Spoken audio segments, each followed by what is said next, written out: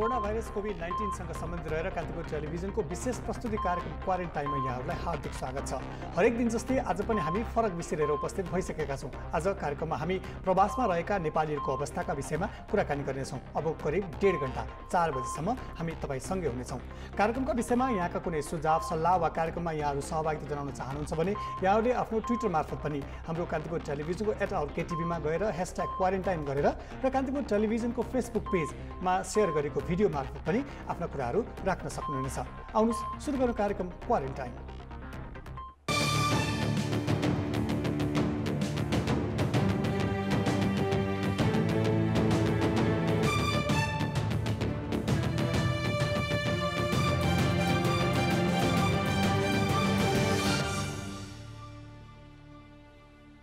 Corona virus COVID-19 सँग सम्बन्धित विभिन्न विषय समेटिएको कान्तिपुर टेलिभिजनको विशेष प्रस्तुति कार्यक्रम क्वारेन्टाइन हेर्दै हुनुहुन्छ र साथी नवराज र म सुप्रल सधैँ जसो तपाईँहरूको टेलिभिजन स्क्रिनमा आइसकेका छौँ। आज कार्यक्रममा हामी कुरा गर्दैछौँ प्रवासमा रहेका नेपालीहरूको अवस्था बारेमा। अब नवराज, अब प्रवासमा रहेका नेपालीहरूको अवस्थाबारे कुरा गर्नु पर्दाखेरि चाहिँ हाम्रै यो कार्यक्रमको लाइभ भिडियोमा चाहिँ सामाजिक सञ्जालमा हामीले जब सेयर गर्छौँ, फेसबुकमा होस् ट्विटरमा होस्, हरेक दिन जसो चाहिँ जो विदेशमा नेपालीहरू हुनुहुन्छ, विशेष चाहिँ जो प्रवासमा काम गरिराख्नु भएको नेपालीहरू हुनुहुन्छ, उहाँहरूको चाहिँ हरेक दिन जस्तो कमेन्ट आउँछ चाहिँ हाम्रो लागि सरकारले के गर्नु पर्यो, हामी चाहिँ घर आउन चाहन्छौँ भनेर। विशेष त जो विदेशमा नेपालीहरू चाहिँ अब भिजा सकिएर पनि बसिराख्नु भएको छ, उहाँहरूको मात्र विषयलाई उठाएर चाहिँ हामीले एउटा एपिसोड पनि गऱ्यौँ यही कार्यक्रममा। एकजना प्रतिनिधि पात्र पनि हुनुहुन्थ्यो हामीसँग, साउदी अरेबियामा चाहिँ भिजा सकिएर बसिराख्नु भएको, नेपाल आउन चाहनुहुन्थ्यो, तर जुन दिनको लागि फ्लाइट लिनुभएको त्यही दिनबाट चाहिँ हाम्रो एयरपोर्ट यहाँ बन्द भयो। त्यसपछि क्रमिक रूपमा लकडाउन पनि सुरु भयो र नेपाल आउन पाइनँ। अहिले चाहिँ 2 महिनादेखि म कोठामै छु, साथीहरूसँगै छु भनेर भन्नुभयो। अब त्यस्ता प्रतिनिधि पात्रहरू त धेरै हुनुहुन्छ। अब यो समस्या चाहिँ झन् विकराल बन्दै गएको छ। त्यो बेला चाहिँ अब भिजा सकिएका जो नेपालीहरू थिए उहाँहरूलाई त प्रमुख समस्या थियो। अहिले यो समस्या चाहिँ जो विदेशमा जहाँ हुनुहुन्छ सबैलाई समस्या छ।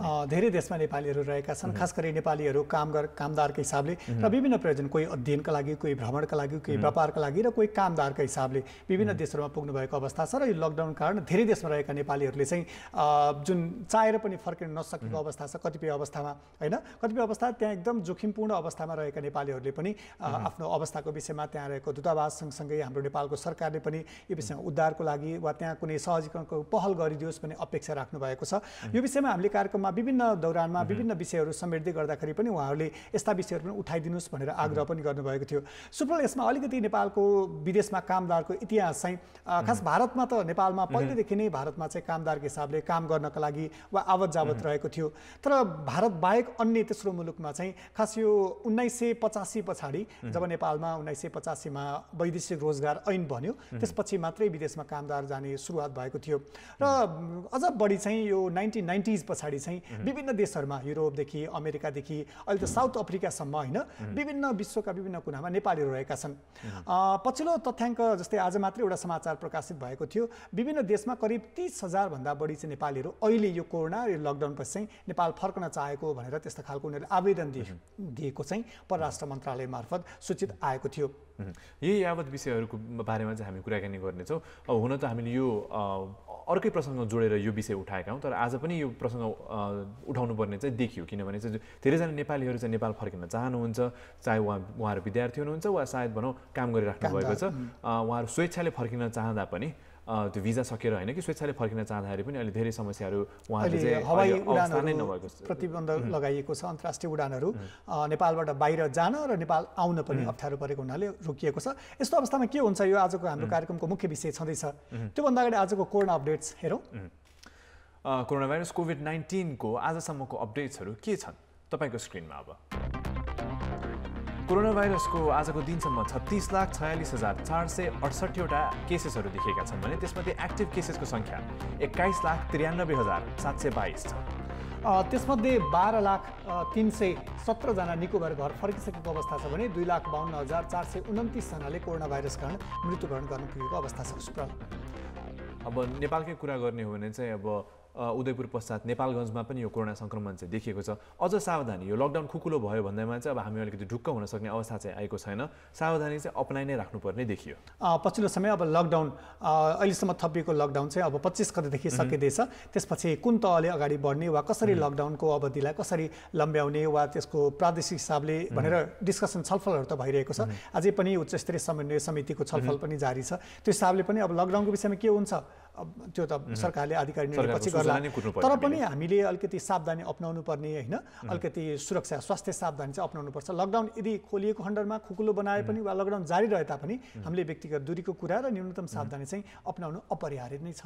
अब हुन त अब लकडाउनको पनि 40 दिन नागिसक्दाखेरि चाहिँ कहिले चाहिँ लकडाउन खुल्छ अनि बाहिर निस्किन पाउला भनेर धेरैजना लागेको होला। त्यो त अब सामान्य स्वाभाविकै कुरा भयो। तर पनि बाहिर निस्किने बेलामा चाहिँ सतर्कताका केही उपायहरू चाहिँ अपनाउन आवश्यक छ। हिजोको एपिसोडमा पनि हामीले कुराकानी उठायौँ, सामाजिक दूरी चाहिँ कायम गरि नै राख्नु पर्यो। सामाजिक दूरी भन्दाखेरि नबुझेला व्यक्ति बिचको दूरी चाहिँ कायम राखिराख्नु पर्यो। व्यक्ति बिचमा चाहिँ कम्तीमा पनि 6 फिटको दूरी कायम राखेर र भिडभाड हुने स्थलमा जाँदाखेरि चाहिँ मास्कको प्रयोग गर्नलाई चाहिँ हामीले दर्शकहरूलाई आग्रह गर्नै पर्ने हुन्छ। पक्कै पनि मास्कको कुरा छ, त्यसपछि सेनिटाइजर वा लगायत न्यूनतम सावधानी कुरा, अनावश्यक ठाउँमा धेरै नछुनुहोस् होइन, र हात चाहिँ धेरै जसो यो नाक कान त्यस्तो खालमा वा मुखमा धेरै आँखामा हात धेरै नचलाउनुहोस् भन्ने कुराहरू पनि अहिले विभिन्न स्वास्थ्य कर्मीहरूले सुझाव दिइरहेका छन्। सुप्रल, अब चाहिँ हामी कार्यक्रममा अब हाम्रो रेगुलर सेगमेन्ट हाम्रो ट्रेनिङ टुडेमा प्रवेश गरौँ। ट्रेनिङ टुडेमा चाहिँ हामी सोसियल मिडियामा के कस्ता पोस्टहरू चाहिँ आजको दिनमा ट्रेन्ड भइरहेका छन् दर्शकहरूलाई देखाउने गर्दछौँ। हेरौँ सोसियल मिडियामा आज कस्ता पोस्टहरू छन् हाम्रो ट्रेनिङ टुडे सेगमेन्टमा। पहिलो पोस्ट रहेको छ यो भारतको दिल्लीमा चाहिँ यो chaos outside liquor stores as India eases corona virus lockdown भनेर चाहिँ भारतमा चाहिँ लकडाउन अलिकति खुकुलो हुने बित्तिकै विशेष त दिल्लीमा चाहिँ मदिरा पसलहरूमा चाहिँ भिडभाड यति भएर चाहिँ पुलिसले चाहिँ फोर्स नै प्रयोग गर्नु पर्यो भन्नेसम्म खबर आयो। अब नेपालमा पनि यस्तो स्थिति चाहिँ नहोस्। पक्कै पनि। र अर्को चाहिँ यो इरानको एउटा अर्को समाचार रहेछ सुफल, यो चाहिँ मस्जिदको तस्बिरसहित एउटा यो समाचार आएको छ, जसमा चाहिँ इरानको मस्जिदमा फेरि यो रिकभर जो कोरोना भाइरसबाट रिकभर भएपछि करिब 80,000 मानिसहरू प्रार्थनाको वा त्यो त्यहाँ पुगिए भनेर अर्को समाचार पनि उत्तिकै चर्चामा रहेको देख्यौँ हामीले। विशेष त मन्दिर मस्जिद र अन्य भिडभाड हुने ठाउँहरू चाहिँ अहिले कोरोना सङ्क्रमणको लागि चाहिँ अलिक जोखिमयुक्त क्षेत्र मानिन्छ। तर इरानमा चाहिँ अब कोरोना भाइरसको रिकभरी चाहिँ 80,000 नआएकोले चाहिँ मस्जिद खुल्यो भनेर चाहिँ यो समाचार आयो। नेपालमा चाहिँ तर सावधानी चाहिँ अपनाइ नै राख्नुपर्छ भनेर चाहिँ हामीले पुनः पनि जोड दिनुपर्ने हुन्छ। ट्रेनिङ टुडेमा अर्को पोस्ट रहेको छ, ट्विटरबाट हामीले ल्यायौँ यो दिपक गेवालीजीले यो फोटो राख्नु भएको छ। हिजो अलिकति काठमाडौँको आकाश खुलेको बेलामा चाहिँ दिपक गेवालीजीले फोटो खिचेर राख्नु भएको रहेछ। Very clear Gauri Shankar from my पाटनोका टेरेस भनेर चाहिँ गौरी शङ्करको यो हिमालय श्रृङ्खलाको फोटो चाहिँ उहाँले आफ्नै कौशीबाट खिचेर चाहिँ ट्विटरमा राख्नु भएको हामीले यो पनि पायौँ। अर्को चाहिँ एउटा यो एकदम हृदयस्पर्श खालको तस्बिर रहेछ सुप्रल। यो चाहिँ एकजना मानिसले ठेलामा आफ्नो बिरामी श्रीमतीलाई अस्पताल लग्दै गरेको तस्बिरसहित लकडाउनको 41औं दिन काठमाडौँको सामाखुसीमा श्रीमतीलाई डायलिसिसका लागि अस्पताल लग्दै एक ठेला व्यापारी भनेर यो तस्बिर सामाजिक सञ्जालमा भाइरल नै भएको छ। खास गरी यो तस्बिर चाहिँ सत्येन श्रेष्ठले लिनुभएको तस्बिर, फोटोग्राफर सत्येन श्रेष्ठजीले लिनुभएको यो फोटो हो र निकै मार्मिक नै छ यो तस्बिर भन्नुपर्दाखेरि। अब उहाँहरू जस्ता प्रतिनिधि पात्र हुनुभयो, उहाँहरू जस्तै ठेलामा बिरामीलाई लानु पर्दाको पीडा त्यो भोग्नेलाई कति हुन्छ भन्ने कुरा चाहिँ हामीले अहिले वर्णन गरेर पनि सक्दैनौँ। अब कार्यक्रमको विषयतिर हामी प्रवेश गरौँ। अब कार्यक्रममा आज पनि हामीले समस्याहरूकै कुराकानी गरिरहेका छौँ। समस्याहरू चाहिँ विशेष त प्रवासमा रहेका नेपालीहरू जो हुनुहुन्छ उहाँहरू चाहिँ अब स्वेच्छाले फर्किन चाहँदै पनि अहिले आउन सक्नु भएको छैन। अब यसको लागि चाहिँ व्यवस्थापनहरू कसरी भइरहेको छ, विशेष त हामीले कुवेतको पनि कुरा गर्नुपर्ने हुन्छ। आज कुवेतका लागि नेपाली राजदूत महामहिमसँग पनि हामी कुराकानी गर्दैछौँ। अब विशेष त कुवेतमा चाहिँ 7,000 नेपालीहरू चाहिँ अब गैर कानुनी रूपमा बसिरहेका, भिजा सकिएर अन्य प्रयोजनका लागि बसिरहेका नेपालीहरू चाहिँ नेपाल फर्किन चाहन्छन्। अब आम माफी पाएर त्यसमध्ये चाहिँ 7,000 मध्ये चाहिँ 3500 नेपालीले चाहिँ आवेदन दिइसकेका छन्। अहिले चाहिँ कुवेत सरकारले नै उहाँहरूको व्यवस्थापन गरिदिएको छ, स्कुलहरूमा राखेर भिडभाड हुने ठाउँमा राखेर भनेर त्यो छ। उहाँहरू नेपाल फर्किन चाहनुहुन्छ, त्यसमा चाहिँ नेपाल सरकारले छिटोभन्दा छिटो केही कदम चालिदिनु पर्यो। त्यो चाहिँ त्यहाँको हाम्रो दूतावासले कसरी गरिरहेका छ, त्यहाँ रहेका नेपालीले कस्ता समस्याहरू भोगिरहेका छन् भन्ने विषयमा हामी कुराकानी गर्नेछौँ। यसको अलावा चाहिँ अहिले जस्तै विश्वव्यापी रूपमा नै नेपालीहरू विदेशमा रहेका नेपालीहरूको अवस्था के छ भनेर कुरा गर्नको लागि यति बेला चाहिँ हाम्रो यानारायण आइसिसी मेम्बर पनि एडभाइजर पनि हुनुहुन्छ हरिबोल भण्डारी। हरिबोलजी, यहाँलाई स्वागत छ। हजुर नमस्कार, धन्यवाद। हरिबोलजी, अहिले कोरोना भाइरस कारण संसार नै एउटा सङ्कटमा गुज्रिएको अवस्था छ। नेपाल पनि योबाट अछुतो छैन र नेपालीहरू विश्वका विभिन्न कुनाहरूमा रहेका छन्। यहाँ रहनु भएको स्थानमा चाहिँ नेपालीहरूको अवस्था के छ? उहाँहरूसँग यहाँले सम्पर्क राख्दाखेरि उहाँले के कस्ता कुराहरू यहाँहरूलाई सुनाउनुहुन्छ? धन्यवाद यो अवसर दिनुभएकोमा। म चाहिँ यो अमेरिकाको टेक्सस भन्ने राज्यमा बस्छु। यहाँ अमेरिका चाहिँ अब यो विश्वभरि यो कोरोनाले जुन आक्रान्त अवस्थामा ल्याएको छ, अमेरिका पनि अछुतो रहन सकेन। यो प्रविधिको बास छ अमेरिका, यसलाई कसरी नियन्त्रण गर्न सकिन्छ भनेर दिनरात खट्दा पनि यसलाई निरिरहेको अवस्था छ। अमेरिकामा चाहिँ अहिलेसम्म 12 लाखभन्दा बढी साथीहरू चाहिँ सङ्क्रमित हुनुभएको छ। त्यसमा नेपालीहरू चाहिँ 1200 भन्दा बढी हामीले तथ्याङ्कमा चाहिँ हामीले अहिलेसम्म पाएका छौँ। धेरै साथीहरू चाहिँ तथ्याङ्कमा आउन चाहनुहुन्न, उहाँहरू चाहिँ कोरोना भाइरस लागेको छ भन्न चाहनुहुन्न। त्यही पनि हामीले चाहिँ यो 1200 भन्दा बढी साथीहरू चाहिँ यसमा लागेको छ भने हामीले तथ्याङ्कमा लिएका छौँ र 10 जनाभन्दा बढी साथीहरू त यो मृत्युवरण पनि गरिसक्नु भएको छ।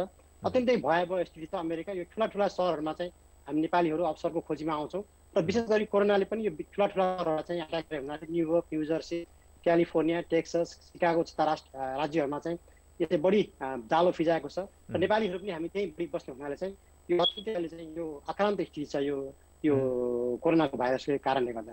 र धेरै खाले समस्याहरू यहाँ छन्। यहाँको राज्यले, यहाँको स्टेट गभर्मेन्टले, यहाँको फेडरल गभर्मेन्टले धेरै राहतका कुराहरू पनि बाहिर ल्याएको छ। त्यही पनि यो अनडकुमेन्टेड साथीहरू, केही साथीहरू हुनुहुन्छ र विद्यार्थी साथीहरूलाई चाहिँ ठुलो एउटा समस्यामा जेल राखेको छ अहिले।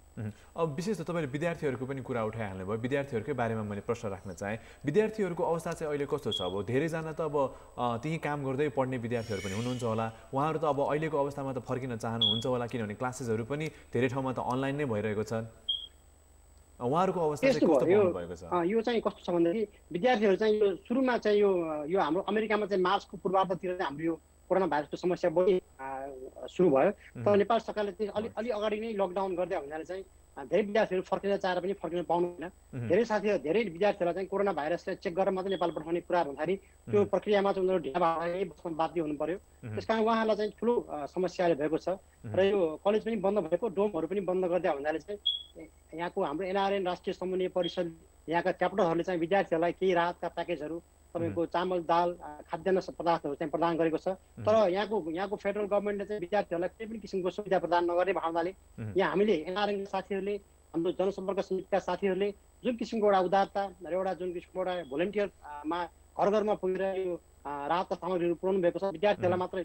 एनआरएन म एउटा कुरा के जोड्न चाहन्छु भन्दा एनआरएन एनसिसीले एउटा गोफन्डमा पैसा उठाएको थियो, $20,000 भन्दा बढी पैसा उठेको थियो। त्यसमा चाहिँ 18,000 भन्दा बढी, 18 लाख भन्दा बढी पैसा चाहिँ हामीले विद्यार्थीलाई खर्च गरेका छौँ। गोफन्डमी चाहिँ अब अनलाइन चाहिँ यो पैसा सङ्कलनको लागि, फन्ड सङ्कलनको लागि एउटा वेबसाइट। एनआरएनले चाहिँ एउटा ग्लोबली एउटा फन्ड उठाउने एउटा गरेको छ, जसमा चाहिँ 3 करोड भन्दा बढी पैसा उठिसकेको पनि छ। यसमा चाहिँ राष्ट्रिय समन्वय परिषदले एउटा पैसा उठाउँछ। यहाँ हाम्रो चाहिँ धेरै ठाउँ पैसा उठाउन मिल्दैन। हामीले चाहिँ एउटा चाहिँ राष्ट्रिय लेभलमा उठाउँछ, एउटा अन्तर्राष्ट्रिय लेभलमा उठाउँछ। अन्तर्राष्ट्रिय लेभलमा उठाएको पैसा पनि आइसिसीले आफ्नो निर्णय अनुसार त्यो मापदण्ड अनुसार खर्च गर्छ र एनसिसीको आफ्नै मापदण्ड हुन्छ। अहिले एनसिसीको मापदण्ड अनुसार उठाएको पैसा चाहिँ हामीले चाहिँ विद्यार्थीहरूको लागि बढी खर्च गरेका छौँ। किनकि अरू साथीहरू जो यहाँ बिजनेस गर्नुहुन्छ, काम गर्ने साथीहरूले पनि बेरोजगारी भत्ता पाउनु भएको छ, अनइम्प्लोइमेन्टका कुराहरू उहाँले सुविधाहरू पाउनु भएको छ। बिजनेस गर्ने साथीले पनि बन्द भएको बापत यो सरकारले धेरै राहतका प्याकेजहरू घोषणा गरेको छ। उहाँहरू धेरै अप्ठ्यारोमा पर्नु भएको छैन। हाम्रो ठाउँमा चाहिँ अनडकुमेन्टेड साथीहरू र तपाईँको चाहिँ यो विद्यार्थीहरूलाई बढी समस्या भावनाले चाहिँ विद्यार्थीहरूलाई बढी हामीले फोकस गरेर हामीले काम गरिरहेका छौँ। यहाँ चाहिँ हाम्रो एनआरएनको चाहिँ थुप्रै संरचनाहरू छन्। एउटा अन्तर्राष्ट्रिय समन्वय परिषद छ, एउटा अमेरिका रिजन भन्ने एउटा छ जसले चाहिँ क्यानाडा र अमेरिकालाई दुईटैलाई हेर्छ र एउटा चाहिँ एनसिसी छ। यही क्रममा चाहिँ मैले प्रश्न राख्न चाहेँ, जो चाहिँ अब अनडकुमेन्टेड साथीहरूले चाहिँ समस्या छ भनेर भन्नुभयो। अनडकुमेन्टेड साथीहरू त भनेको त उहाँ त सरकारको राहत क्षेत्रमा पनि पर्नु भएन। उहाँहरूको लागि चाहिँ तपाईँले विशेष के गरिराख्नु भएको छ? अब उहाँहरूलाई पनि अब नेपाल फर्किनलाई त इच्छा होला अहिलेको समयमा त, किनभने उहाँहरू त अब मारमा पर्नुभयो। यसमा चाहिँ नेपाल सरकारले चाहिँ एउटा अहिले चाहिँ लकडाउनको स्थिति छ, अहिले चाहेर पनि कोही साथी नेपाल जाने स्थिति छैन अहिले। तर अहिले एनआरएनले चाहिँ यो आइसिसी हाम्रो अन्तर्राष्ट्रिय समन्वय परिषदले चाहिँ अलि भर्खर मात्रै तपाईँलाई म यहाँ जोड्न चाहन्छु, अरू साथीहरूले पनि भन्नु होला। यहाँ तपाईँको चाहिँ कोरिया फर्किने साथीलाई चाहिँ नेपाल सरकारले एनआरएनमाथि नै विश्वास गरेर एउटा नेपाल सरकार एउटा भाइचाराको हात अगाडि बढाएको छ। त्यो निश्चित रूपमा स्वागत योग्य छ र एनआरएन आइसिसीले कोरियामा फर्किने कामदारहरूलाई फर्काएको जस्तै हामीले नेपाल फर्किने कुरामा पनि तपाईँको चाहिँ यो नेपाल सरकारले चाहिँ एनआरएनमाथि विश्वास गरेर तपाईँ डाटाहरू सङ्कलन हामी गरिरहेका छौँ। अमेरिकाबाट मात्र जाने 500 भन्दा बढी मान्छेहरू चाहिँ नेपाल फर्कनलाई अहिले लालायित छन् र हाम्रो डाटा अनुसार चाहिँ धेरै मान्छेहरू नेपाल फर्किने क्रममा छन्। र यो अनडकुमेन्टेड साथीहरूलाई चाहिँ अहिले 2 महिनाको चाहिँ सङ्कटकालको जुन घोषणा छ त्यसमा चाहिँ भिसा सम्बन्धी कामहरू चाहिँ विथहोल्ड पनि तपाईँलाई भिसाको यो कुनै पनि कुराहरू चाहिँ तपाईँको चाहिँ यहाँ तपाईँको चाहिँ लिगली हुनुपर्ने अवस्था छ। उहाँहरूलाई चाहिँ यो सुविधा दिएको छ यहाँको इमिग्रेसनले। र अब नेपाल फर्किनेमा चाहिँ एनआरएन आइसिसीले यहाँको राष्ट्रिय समन्वय परिषदले चाहिँ मिलेर र यहाँ हामीले नेपाल फर्कनको चाहिँ हामी लागि परेका छौँ। हरिबोलजी, यो सँगसँगै जसरी त्यहाँ कतिपय कोरोनाबाट सङ्क्रमितहरूको उपचारको विषयमा पनि प्रश्नहरू उठेका छन्, कतिपय नियमित रूपमा परीक्षणको कुरादेखि लिएर घरमै बस्नुपर्ने अवस्था मात्रै रहेको छ, उपचारको विषयमा चाहिँ प्रश्नहरू आइरहेको बेला चाहिँ तपाईँहरूसँग त्यस्ता व्यक्तिहरूले सम्पर्क राखेर उपचार नपाएको वा अलिकति अप्ठ्यारो परेको त्यस्ता भन्ने व्यक्तिहरू कति हुनुहुन्छ, उनीहरूलाई कसरी सहजीकरण गरिराख्नु भएको छ, यसको विषयमा पनि जानकारी गराइदिनुहोस् न। होइन, सुरुमा चाहिँ यो एकदमै सुरुमा जब यो सुरु भयो मान्छेहरू एकदमै त्रसित अवस्थामा थिए। तपाईँको चाहिँ औषधि टाइमले नपाउने हो कि कति मान्छेहरू थर्मोमिटर नपाएर यहाँ चाहिँ कस्तो छ भन्दाखेरि तपाईँको ज्वरो नआइकन र कोरोनाको सर्टेन एउटा लक्षण नपाइकन चाहिँ तपाईँको हस्पिटल पनि भर्ना नलिने अवस्था थियो। सुरुमा थर्मोमिटर पाउनु पनि गाह्रो थियो। त्यति बेला चाहिँ न्युयोर्कमा न्युजर्सीका च्याप्टरहरूलाई चाहिँ हामीले चाहिँ यहाँ विभिन्न राज्यका साथीहरूलाई चाहिँ स्वास्थ्य सामग्रीहरू पठाएर एउटा चाहिँ यहाँका साथीहरूले त्यहाँका विशेष गरी म न्युयोर्क र न्युजर्सीका साथीहरूलाई भन्न चाहन्छु, त्यहाँका एघारका च्याप्टरका साथीहरू, त्यहाँको जनसम्पर्क समितिका साथीहरूले चाहिँ घर घरमा पुगेर चाहिँ त्यो ट्याइजरहरू पुऱ्याउनु जानुभयो, तपाईँको सेनिटाइजर, तपाईँको मास्कहरू पुऱ्याउनु जानुभयो। त्यो गर्दै गर्दा चाहिँ एउटा तपाईँको नेपालीहरूमा चाहिँ यो अप्ठ्यारो स्थितिमा पनि एउटा भाइचाराको सम्बन्ध चाहिँ अत्यन्त अटुट रूपमा बढेको छ। र यो म तथ्याङ्कको कुरा गर्दा चाहिँ अमेरिकामा चाहिँ तपाईँको हस्पिटलाइज हुने सङ्ख्या चाहिँ तपाईँको अहिले चाहिँ 1,50,000 बढी कोरोना सङ्क्रमित मान्छेहरू चाहिँ डिस्चार्ज भइसक्नु भएको छ। उहाँहरूलाई चाहिँ यहाँ रिकभर भइसक्नु भएको छ। 70,000 भन्दा मान्छे यहाँ मर्नुभएको छ, अहिलेसम्म मृत्युवरण गर्नुभएको छ। त्यसमा चाहिँ 10 जना नेपालीले मृत्युवरण गर्नुभयो। तर यहाँको चाहिँ कस्तो छ भन्दाखेरि तपाईँको हस्पिटलमा गइसकेपछि चाहिँ तपाईँको चाहिँ साधारण कोरोना लाग्ने मान्छेलाई चाहिँ घरै फर्काइदिने भाव हुनाले चाहिँ फेरि न्युयोर्कमा चाहिँ तपाईँको एउटै अपार्टमेन्टमा 4-5 जना बस्नुपर्ने भाव हुनाले चाहिँ यहाँको सुरुमा चाहिँ अलिक गाह्रो भयो। कोठामा बस्दा सँगै सर्ला भन्ने डर पनि भयो। यो सँगसँगै जसरी यहाँहरूले त्यो तथ्याङ्कको कुरा गर्नुभयो, कतिपय अप्ठ्यारोमा परेका विद्यार्थीहरूको कुरा, त्यसपछि अनडकुमेन्टेड कतिपय मानिसहरूको विषयमा चाहिँ यहाँहरूले सँगसँगै नेपालको दूतावास पनि छ त्यहाँ होइन, अरू हाम्रा विभिन्न नेपाली सरकारको प्रतिनिधिहरू पनि त्यहाँ हुनुहुन्छ, उहाँहरूले चाहिँ कसरी समन्वय गरिराख्नु भएको छ, यहाँहरू र उहाँहरूको समन्वयको अवस्था कस्तो छ, कसरी कोअपरेट गरिराख्नु भएको छ हाम्रो दूतावासहरूले? होइन, यहाँ चाहिँ कस्तो हुन्छ, यहाँ विशेष गरी यो म ग्लोबली भन्न चाहन्छु, यहाँ हाम्रो महामहिम राजदूतहरूले चाहिँ एकदमै राम्रो एउटा कोअर्डिनेसन गर्नुभएको छ।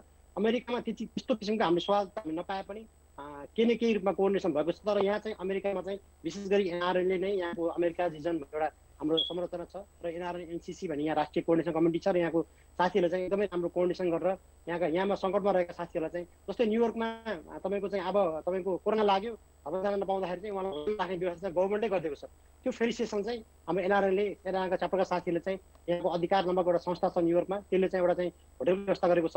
यो चाहिँ सिटी काउन्सिलले दिएको होटल हो, तर चाहिँ अब जस्तै तपाईँ घर जानु परेन, तपाईँ चाहिँ बिरामी भएर तपाईँ चाहिँ क्वारेन्टाइनमा बस्दै गर्दा चाहिँ तपाईँले होटलमा 5 स्टार होटलमा बस्न पाउनुहुन्छ। त्यो किसिमको व्यवस्था पनि यो यहाँ न्युयोर्कमा चाहिँ अमेरिकाले कस्तो भन्दाखेरि तपाईँको हरेक किसिमको सुविधा छ यहाँ। तर हामीले सुविधालाई कसरी चाहिँ त्यो मान्छेमा पुर्याउने भन्ने कुरा चाहिँ यहाँ फेलिसिटेसन गर्ने संस्थाहरूको चाहिँ कमी भएकोमा चाहिँ तपाईँको चाहिँ यहाँको चाहिँ डक्टरहरूले, म यहाँ तपाईँलाई एउटा जोड्न चाहन्छु, अमेरिकामा थुप्रै दक्ष जनशक्तिहरू छन्, डक्टर, तपाईँको नर्स, वकिल, सिपीहरूले चाहिँ एउटा किसिमको एउटा भूमिका खेलेर चाहिँ एउटा एडभोकेसी गर्ने काममा चाहिँ उहाँले चाहिँ एकदमै अगाडि बढेर स्वतःस्फूर्त रूपमा आउनुभएको छ।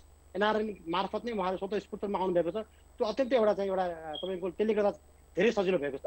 यद्यपि अझै पनि हामीलाई यहाँ धेरै मान्छेलाई चाहिँ हामीले यो बुझाउन सकिरहेका छैनौँ।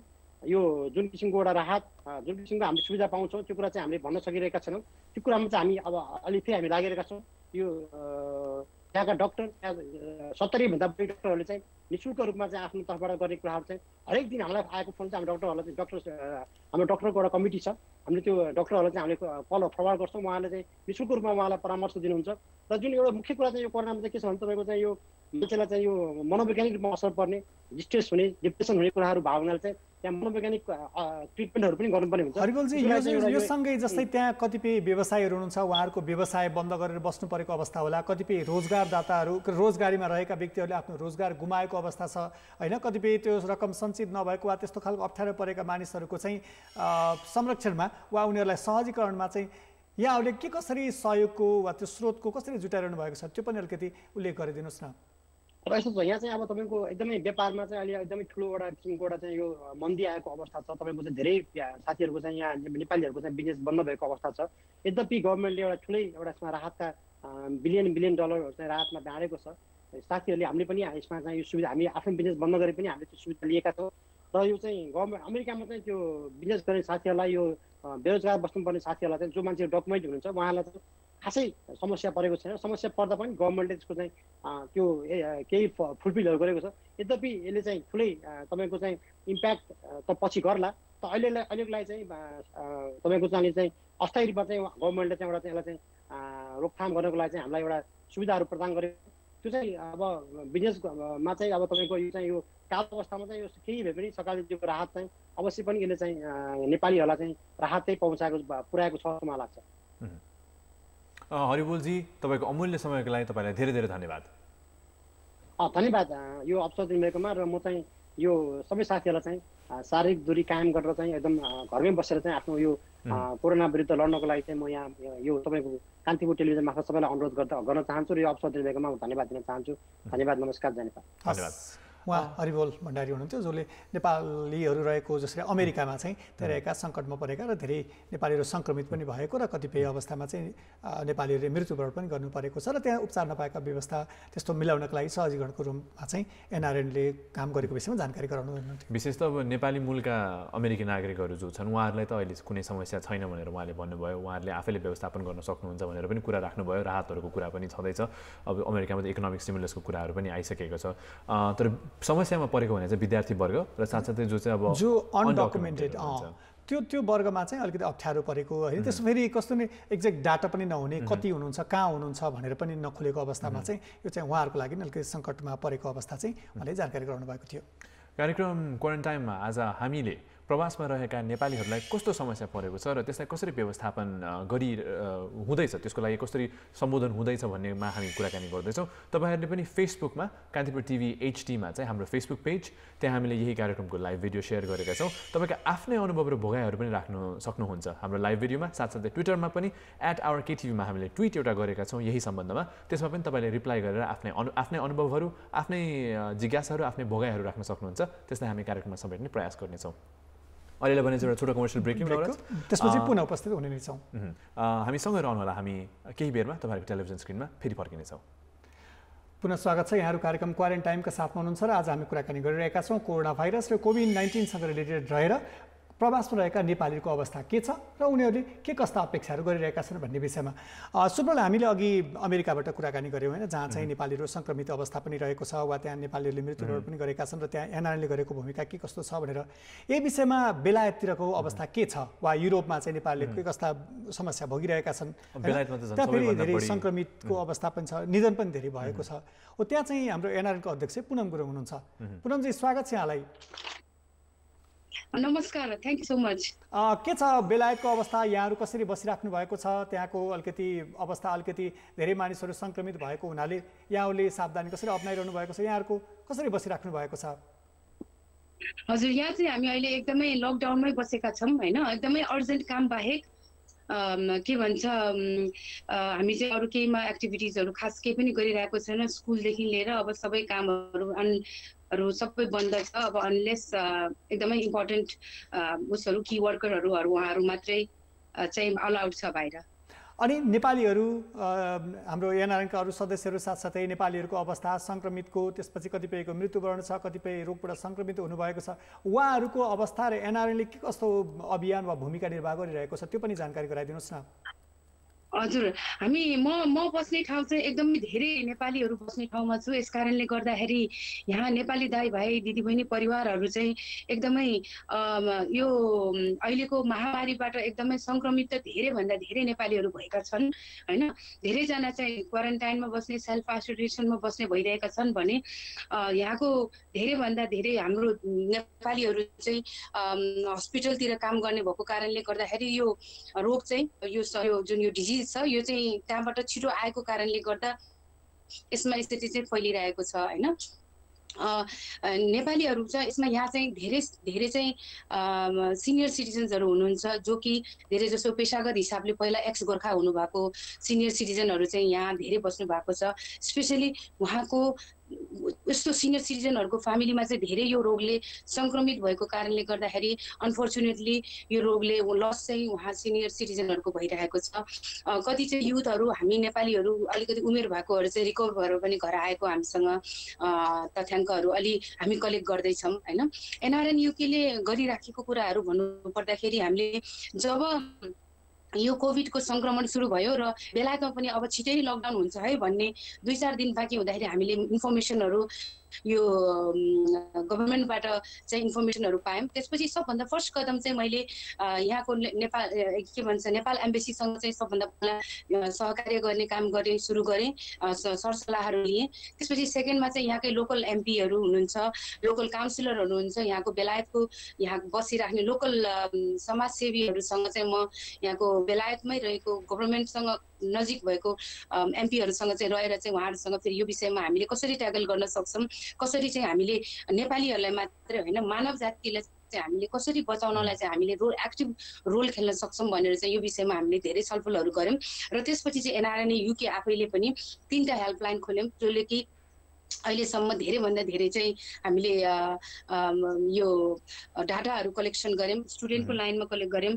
त्यसपछि आएर चाहिँ यो सिनियर सिटिजनहरूलाई चाहिँ यो दबाईहरू लिने हुन्छ नि, यो रिपिटेड प्रेस्क्रिप्सनहरू उहाँहरू लिन जान नसक्ने, ग्रोसरी सपिङ गर्न नसक्ने उहाँहरूलाई त्यो विषयमा हामीले हेल्पलाइनबाट चाहिँ हामीले मद्दत गऱ्यौँ भने स्टुडेन्टहरूलाई हामीले खाद्यान्नहरू के भन्छ प्रोभाइड गरेर जो चाहिँ अलिकति लोवर उसमा हुनुहुन्छ एन्ड के भन्छ उहाँलाई चाहिँ आउने बाटो कम भएपछि उहाँ स्टुडेन्टहरूलाई चाहिँ हामीले मद्दत गऱ्यौँ। यो बाहेक अब हामीले we are sorting out, we are trying our best होइन, जसरी हुन्छ हामीले चाहिँ यसलाई चाहिँ अगाडि बढाउनलाई चाहिँ यो जुन अघि बढिरहेको सङ्क्रमण छ यसलाई चाहिँ हामीले फेस गर्नलाई चाहिँ हामीले रोकथामको लागि चाहिँ हामीले एकदमै कोसिस गरिरहेका छौँ। त्यो बाहेक हामीले चाहिँ परराष्ट्र मन्त्री अनरेबल जीसँग उहाँ मन्त्रीज्यूसँग पनि हामी प्रदीप ग्यावालीजीसँग पनि हाम्रो कुरा भयो, जहाँ कि हामीले चाहिँ कति नेपालीहरूको कम्प्लेनहरू आइरहेको छ, कति कि यहाँ हामी अहिले चाहिँ भिजिटर नेपालीहरू आउनु भएको छ होइन, उहाँहरू चाहिँ यहाँ आफ्नो फ्यामिली नजिककोहरूले बोलाएर आउने तर उहाँहरू नै यो रोगबाट सङ्क्रमित भएर दुःखको साथ उहाँहरूको निधन भइरहेको छ। यो विषयमा पनि हामीले परराष्ट्र मन्त्रीज्यूलाई चाहिँ अपडेट गरायौँ। कति स्टुडेन्टहरू नेपाल जान चाहनु भइरहेको छ, कति स्ट्रान्डेड नेपालीहरू फेरि उहाँ नेपालमै हुनुहुन्छ जो कि यता आउनु चाहनुहुन्छ।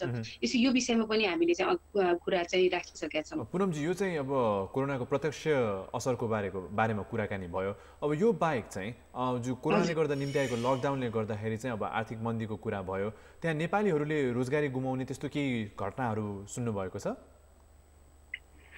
यस्तो छ, रोजगारीमा चाहिँ एफेक्ट त डेफिनेटली परेको छ। अब फर लाइक इक्जाम्पलको लागि म आफै सानोतिनो बिजनेस गरेर बस्ने मान्छे होइन, मेरो आफ्नै बिजनेस चाहिँ 4 हप्ता भइसक्यो, बढी हुन लाग्यो, अब यसरी क्लोज डाउन भएर बसेको। यस कारणले गर्दा हामी जस्तो नेपालीहरूलाई चाहिँ धेरैलाई चाहिँ असर परिरहेको पनि छ।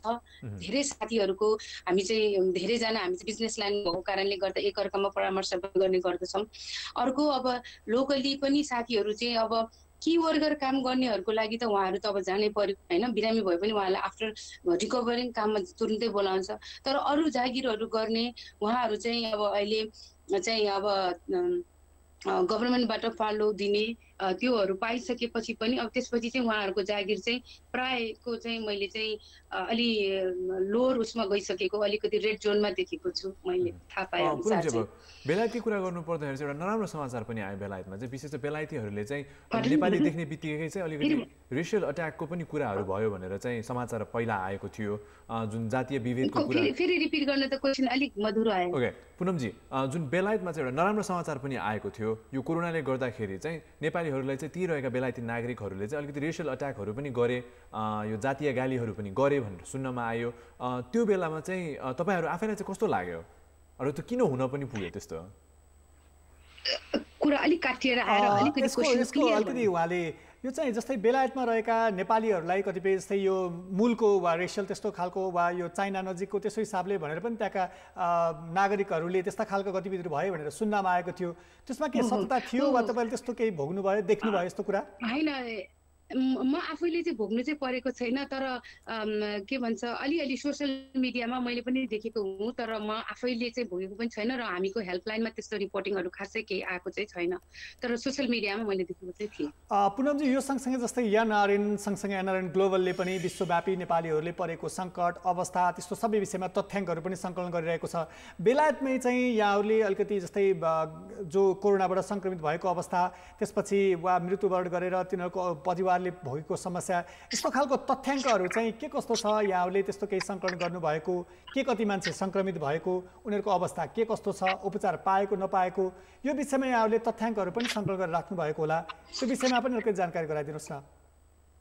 हजुर, अब हामीसँग चाहिँ हामीले चाहिँ तथ्याङ्क चाहिँ कस्तो छ भने कसैले चाहिँ अब हाम्रो कम्युनिटीमा चाहिँ अलिकति कस्तो भने अब बिरामी भयो रे त्यो भयो रे भन्दाखेरि उहाँले अलिकति प्राइभेसी राख्नु चाहेको चाहिँ मैले त्यो फर्स्ट स्टेप गर्दाखेरि त्यो बुझेँ होइन। अब तर अहिलेसम्म हाम्रो हेल्पलाइनबाट आएकोमा चाहिँ 630 भन्दा बढी हेल्पलाइनमा हामीमा रिपोर्टेड भएको छ, यो हाम्रो एनआरएनले मात्रै गरेकोमा के। अब यसमा भन्नुपर्दाखेरि 72% चाहिँ यसमा चाहिँ 72% चाहिँ कोभिड रिलेटेड केसहरू थियो भने 23% चाहिँ हाम्रो स्टुडेन्टहरू, अनि त्यसपछि 3% चाहिँ भिजिटरहरू भएको थियो भने 2% चाहिँ अरू एनी अदर स्टाफहरूले चाहिँ हामीलाई कन्ट्याक्ट गरेको छ। र अहिलेसम्म अब यसबाट मैले भन्नुपर्दाखेरि 630 मा चाहिँ हामीमा अहिलेसम्म आएकोमा चाहिँ 455 जना चाहिँ कोभिडको केस थियो होइन। यसमध्येमा चाहिँ अब अहिलेसम्म चाहिँ हाम्रो एक्ज्याक्ट अहिलेको डाटा अनुसार चाहिँ 369% यो मान्छेहरू चाहिँ अहिले चाहिँ सेल्फ क्वारेन्टाइनमा हुनुहुन्छ। अनि 86 जना चाहिँ हस्पिटलमै हुनुहुन्छ भने अब स्टिल यो के भन्छ रिकभर भएर आउने जाने क्रम चाहिँ हामीसँग यति भनेर अहिलेलाई चाहिँ रिकभरिङको डाटा चाहिँ हामीसँग जस्तो 250 जस्तो चाहिँ रिकभर भइसकेको भनी आएको छ। पुनमजी यो सँगसँगै जस्तै यहाँहरू लाइफ गुमाएको नेपाली चाहिँ अहिले चाहिँ अनफर्चुनेटली भन्नुपर्दा 50 जना पुगेको छ अहिलेको मैले अपडेट पाए अनुसार। पुनमजी यो सँगसँगै यहाँहरू एनआरएनको हिसाबले प्रेसिडेन्ट पनि हुनुहुन्छ, धेरै त्यहाँ रहेका नेपालीहरूसँग यहाँहरूको समन्वय सम्पर्क वा भेटघाट हुन्छ वा तपाईँहरू सम्पर्कमा प्रत्यक्ष सम्पर्कमा हुनुहुन्छ। र अर्को चाहिँ हाम्रो दूतावास छ त्यहाँ होइन, दूतावास चाहिँ सरकारी समन्वय गर्न वा डिप्लोमेटिक च्यानलको लागि वा कतिपय कुरा नेगोसिएट गर्न चाहिँ आधिकारिक निकाय हाम्रो दूतावास भयो। यो हाम्रो एनआरएन र दूतावास बिचको समन्वय कस्तो हुन्छ, यहाँहरूले कसरी त्यो सहजीकरण गरिराख्नु भएको छ वा दूतावासले यहाँहरूलाई कसरी सहजीकरणको वा समन्वयको वा यहाँहरू दुईटा निकाय बिचको सम्पर्क कस्तो खालको पाउनुभयो, उहाँहरूको इनिसिएटिभ कस्तो पाउनुभयो? हजुर होइन, मैले अघि सुरुमा पनि भने जब कोभिडको यो इन्फेक्सन सुरु भयो, जब लकडाउन सुरु हुने भयो, मेरो फर्स्ट सरसल्लाह गर्ने अगाडि कसरी बढ्ने भन्दाखेरि यहाँको दूतावासको एम्बेसडर डाक्टर दुर्गा बहादुर सुवेदीसँग हाम्रो डाइरेक्ट कुरा भएको थियो। अनि त्यसपछि अहिलेसम्म पनि हिजोसम्म पनि उहाँहरूसँग हामी सहकार्य गरिरहेका छौँ। उहाँको एडभाइस हाम्रो को अनुसार र हाम्रो यो पेट्रोन काउन्सिल छ एनआरएनको, उहाँहरूसँग हामी एकदमै बाक्लो छलफलमा हामी चाहिँ यसलाई कोअप गर्दैछौँ र दूतावासको पनि हामीलाई चाहिँ अहिले राम्रो सहयोग छ। हामी एकअर्कामा चाहिँ एकदम क्लोजली काम गरिरहेका छौँ। त्यहाँ जस्तै नेपाल फर्किन चाहने त्यसबाहेक अब यहाँको नेपाली सङ्घ संस्था चाहिँ भाइ 370 भन्दा बढी छ यो देशमा होइन। अहिले हाम्रो नेपाली सङ्घ संस्थाहरू उहाँहरूसँग पनि हामी एकदम नजिकसँग काम गरिरहेका छौँ। उहाँहरूलाई परेको समस्या अथवा उहाँले दिइराख्ने समस्या उहाँहरू हामीले अहिले हाम्रो सेकेन्ड फेजमा छौँ। अहिले हामी फर्स्ट फेज चाहिँ हामीले चाहिँ फेसबुक लाइभबाट चाहिँ एभ्री डे मोर देन कति 12-13 सो चाहिँ लगातार गऱ्यौँ, फेसबुक लाइभ गऱ्यौँ। यसले अवेरनेस ल्यायो, झन्डै 2 दर्जन डक्टरहरू ल्याएर चाहिँ हामीले चाहिँ फेसबुकबाट नेपालीमा पक्का नेपालीमा चाहिँ यो कोभिडको विषयमा चाहिँ कसरी हुन्छ के हुन्छ भन्ने अवेरनेस प्रोग्राम चाहिँ यहाँको नेपालीलाई चाहिँ जनमानसमा चाहिँ एउटा सचेतना दिने हिसाबले चाहिँ हामीले गऱ्यौँ भन्ने सेकेन्ड फेजमा अहिले हामीले अब मान्छेहरूको सबै यो यसले अलिकति सबैको लाइफस्टाइल चेन्ज भएको कारणले गर्दाखेरि हामीले चाहिँ अहिले फन्डरेजमा चाहिँ पुगेका छौँ। यसको लागि चाहिँ हाम्रो यो मेन कमिटीको स्टियरिङ बोर्डमा म आफै छु र महासचिव हरिन्द्र भट्टराई हुनुहुन्छ भने हेल्थ सेक्सनबाट हामीसँग डाक्टर सुनिशा हुन्छ र यसमा चाहिँ हामी बेलायतमा नै पुनमजी प्रवासमा रहेका नेपालीहरूलाई यहाँले जसरी सहयोग गरिराख्नु भएको छ यसलाई निरन्तरता दिनुहोस्। यो महत्त्वपूर्ण समय र जानकारीको लागि यहाँलाई धेरै धेरै धन्यवाद दिन चाहन्छु।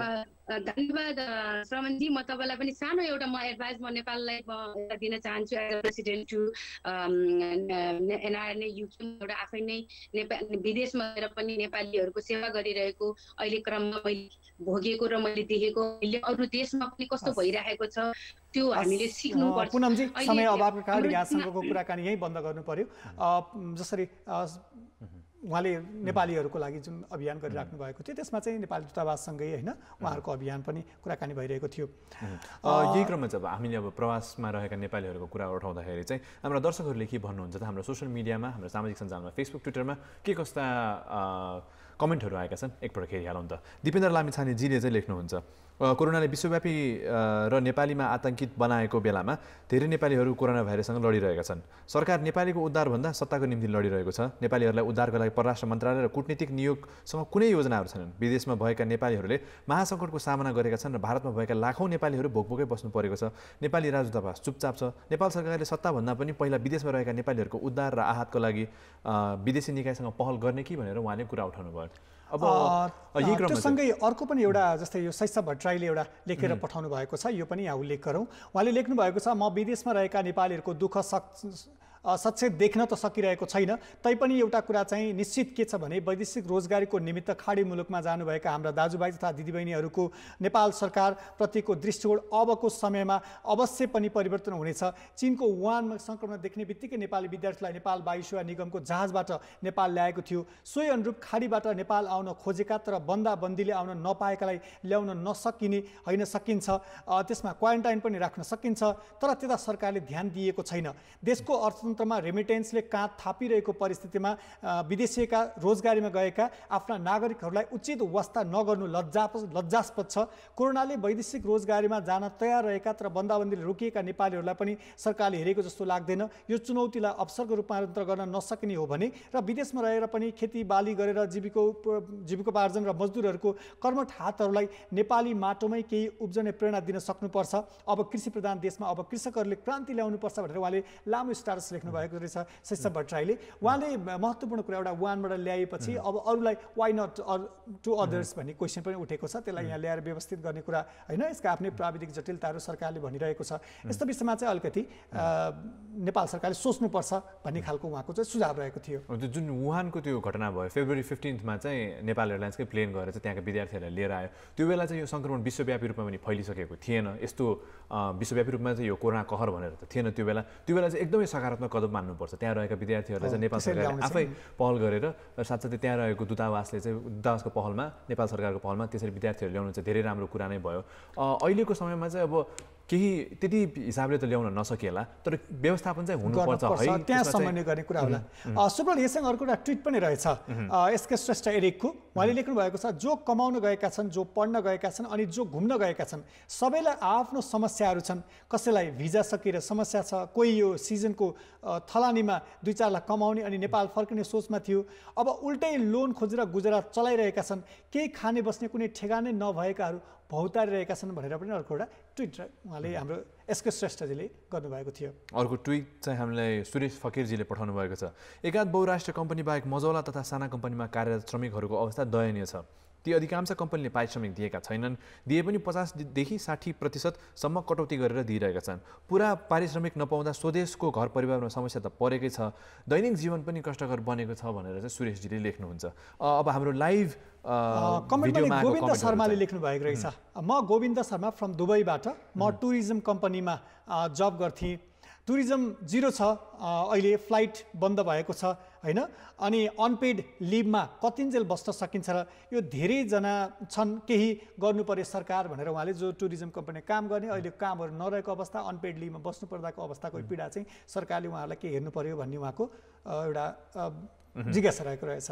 त्यसै गरी विनोद कुमार बानियाजीले पनि हाम्रो फेसबुक भिडियोमा कमेन्ट गर्नुभयो। प्रधानमन्त्रीज्यूलाई सम्बोधन गरेर उहाँले लेख्नुहुन्छ खाडी तथा अन्य देशमा रहेका नेपालीलाई नेपाल फर्किन एयरपोर्ट खोल्नु पर्यो, निकै गाह्रो भयो। विदेशमा रहेका नेपाली विशेष गरी लेबर क्याम्पमा बस्ने, मजदुरी गर्ने, कामबाट निकालिएका, धेरै समस्यामा रहेका नेपालीमा मानसिक पीडा धेरै भयो। हामी आफ्नो पैसाले फर्किन्छौँ अनि स्वास्थ्य जाँच तथा क्वारेन्टिनमा बस्छौँ, सबै गर्छौँ, तर हाम्रो लागि मात्र भए पनि एयरपोर्ट खोल्नु पर्यो। नेपालीहरू धेरै पीडामा छन्। एउटा अभिभावकको नाताले पीडित नेपालीको गुहार सुनेर नेपाल फर्किने वातावरण बनाइदिनुहोस्।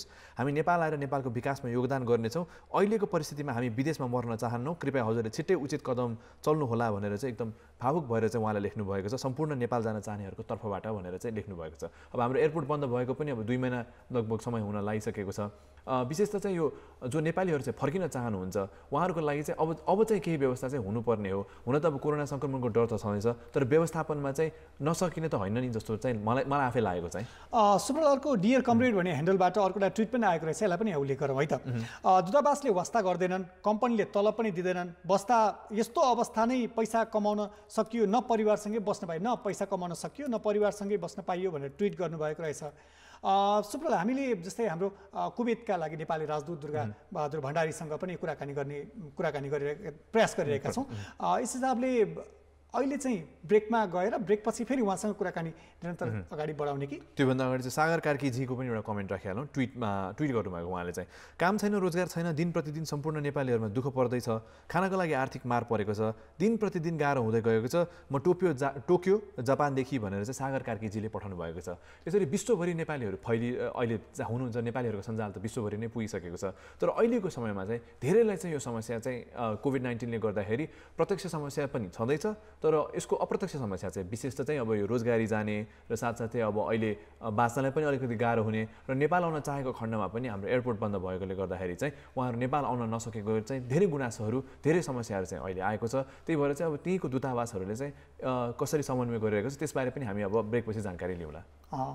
यहाँहरू कार्यक्रम क्वारेन्टाइनको साथमा हुनुहुन्छ र आज हामी कुराकानी गरिरहेका छौँ प्रवासमा रहेका नेपालीहरूको अवस्थाका विषयमा। कार्यक्रमका विषयमा साथसाथै यहाँहरूको कुनै भोगाई र अनुभवहरू छन् भने यहाँहरूले हाम्रो ट्विटर मार्फत पनि आफ्नो सहभागिता जनाउन सक्नुहुनेछ भने हाम्रो कान्तिपुर टेलिभिजनको आधिकारिक फेसबुक पेजमा सेयर गरेको भिडियो मार्फत पनि त्यहाँ कमेन्ट बक्समा गएर आफ्ना अनुभवहरू लेख्न सक्नुहुनेछ, जसलाई हामी कार्यक्रमका दौरानमा सम्बोधन गर्ने प्रयास गर्नेछौँ।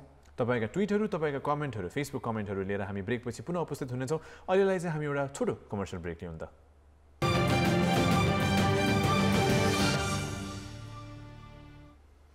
कार्यक्रम क्वारेन्टाइनमा पुनः स्वागत छ। आज हामी प्रवासमा रहेका नेपालीहरूको अवस्थाबारे कुराकानी गर्दैछौँ र यही क्रममा चाहिँ अब हामीले कार्यक्रमको सुरुमा पनि अब विशेष त कुवेतमा चाहिँ अब अहिले एउटा समस्या रहेको छ। जो गैरकानुनी रूपमा बसिरहनु भएका नेपालीहरू उहाँहरूले त माफी पाउनुभयो। 7,000 मध्ये 3500 जना चाहिँ नेपाल फर्किन चाहनुहुन्छ। उहाँहरू चाहिँ अहिले कुवेत सरकारले नै निर्माण गरेको क्वारेन्टाइनमा बसिरहनु भएको छ भनेर चाहिँ समाचार आएको छ। हो, यसको विषयमा चाहिँ नेपालको दूतावासमा हाम्रो राजदूत हुनुहुन्छ दुर्गा भण्डारी, उहाँलाई स्वागत गरौँ र उहाँले कसरी समन्वय गरिराख्नु भएको छ सुरु गरौँ कुराकानी है त।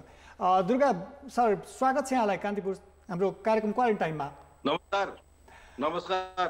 त्यहाँ रहेका नेपालीहरूले अहिले खास गरी यो कोरोनाका सङ्क्रमणपछि र यो कोभिड-19सँग रिलेटेड त्यहाँ रहेका नेपालीहरूले के कस्ता समस्या भोगिरहेका छन् र हाम्रो दूतावासले के कस्तो समन्वय गरिरहेको छ, जानकारी गराइदिनुहोस् न।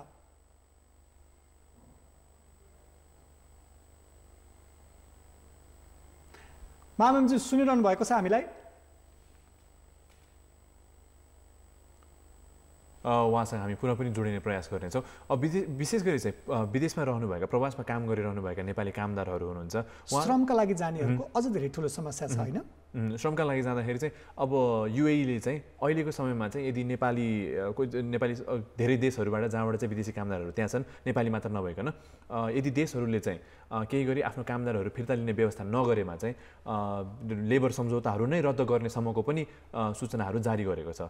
अब त्यो चाहिँ अब भविष्यमा यसले कस्तो समस्या निम्त्याउँछ त्यो त पछिकै कुराहरू भयो। तर अहिले तत्कालीन रूपमा चाहिँ विदेशमा रहेका नेपालीहरूको लागि चाहिँ उद्धारको लागि चाहिँ नेपाल सरकारले केही गर्नु पर्यो भनेर चाहिँ प्रवासमै रहनुभएका, समस्या भोगिरहनु भएका जो नेपालीहरू हुनुहुन्छ उहाँहरूले त दिनानुदिन भनिरहनु भएको छ। हाम्रै फेसबुकमा पनि कमेन्ट गरिरहनु भएको छ। आज पनि धेरै कमेन्टहरू आए, उहाँहरूले आफ्नै अनुभव र भोगाइहरू जो अब अहिले चाहिँ यो स्थितिले गर्दाखेरि चाहिँ खान बस्न नै गाह्रो भयो भन्नेसम्म पनि। सुप्रल, यो सँगै जसरी हामीले पछिल्लो समय कुराकानी गऱ्यौँ नि, जसरी अमेरिकाको कुरा गऱ्यौँ, बेलायतको कुरा गऱ्यौँ होइन, त्यहाँ रहेका नेपालीहरूले भोगेका समस्या कुरा, त्योभन्दा अझ खाडी क्षेत्रमा जो श्रमका क्षेत्रमा वा श्रमिकहरूको समस्या चाहिँ अझ बढी जटिल छ। किनभने धेरै नेपालीहरू श्रममा जाने नेपालीहरूलाई भाषाको समस्या छ होइन, त्यो कहाँ कसरी पहुँचमा पुर्याउने भन्ने कुरा अर्को समस्या छ।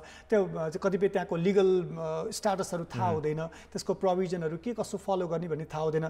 यस्तो अवस्थामा चाहिँ अझ बढी दूतावासहरूको भूमिका चाहिँ बढी हुने हामीले पाएका छौँ होइन। त्यो भएर दूतावासहरूले त्यस्तो ठाउँमा चाहिँ अझ बढी इनिसिएट बढी गर्नुपर्ने वा गरिरहेको पनि हामीले देखिरहेका छौँ।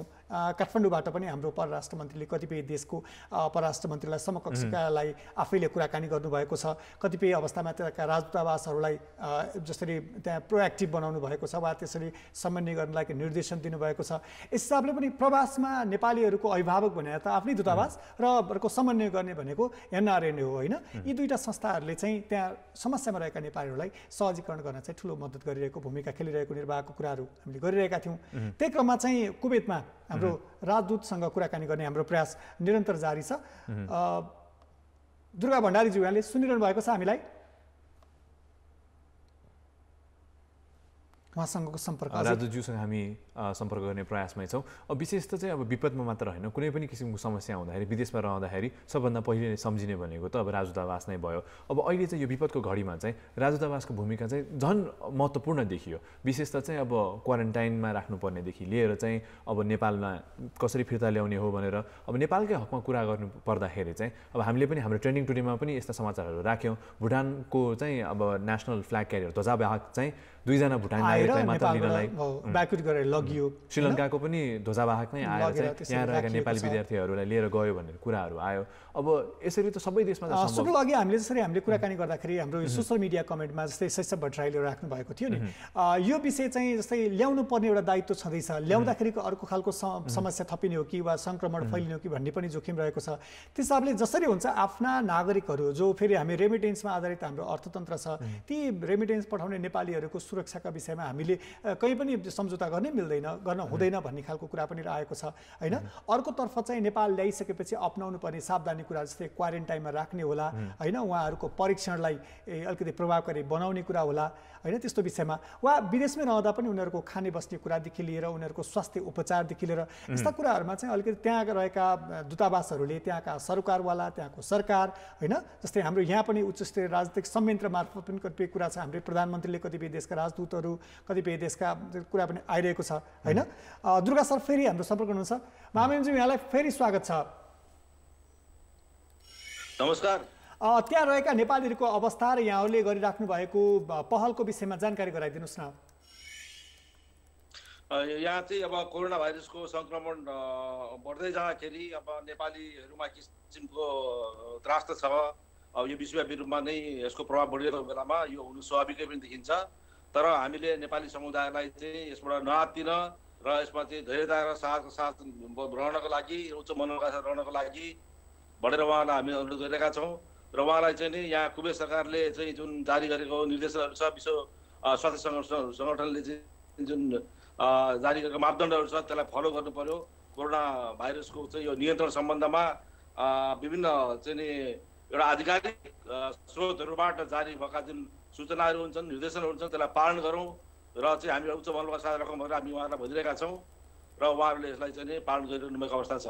महामहिमज्यू जस्तो त्यहाँ रोजगारीका सिलसिलामा विभिन्न ठाउँहरूमा नेपालीहरू रहनु भएको छ, जस्तै हाम्रो दूतावास मार्फत सम्पर्क गर्नका लागि अप्ठ्यारो पऱ्यो भने समन्वय वा सम्पर्क गर्नका लागि चाहिँ के कस्ता प्रावधानहरू हाम्रो दूतावासले गरिरहेको छ? हामीले चाहिँ हाम्रो दूतावासमा चाहिँ नि अब हाम्रो टेलिफोन नम्बरहरू दिएका छौँ। हाम्रो फेसबुकमा, हाम्रो वेबसाइटमा टेलिफोन नम्बर राखेका छ। हाम्रो फेसबुक पेजमा पनि हामी धेरै साथीहरू यहाँ जोडिनु भएको छ।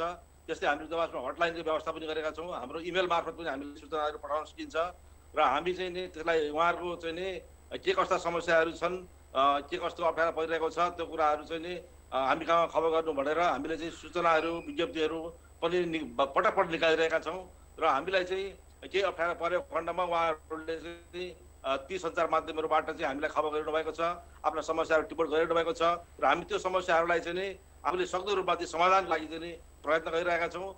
नेपालमा सम्बन्धित निकाय, परराष्ट्र मन्त्रालय लगायत यहाँको सरकारको सम्बन्धित निकायसँग पनि हामी समन्वय गरिरहेका छौँ र जति सक्दो रूपमा उहाँहरूले भोग्नुभएका केही समस्याहरू छ भने त्यसलाई सकेसम्म चाँडै समाधान गर्ने हामी प्रयत्नशील रहेका छौँ।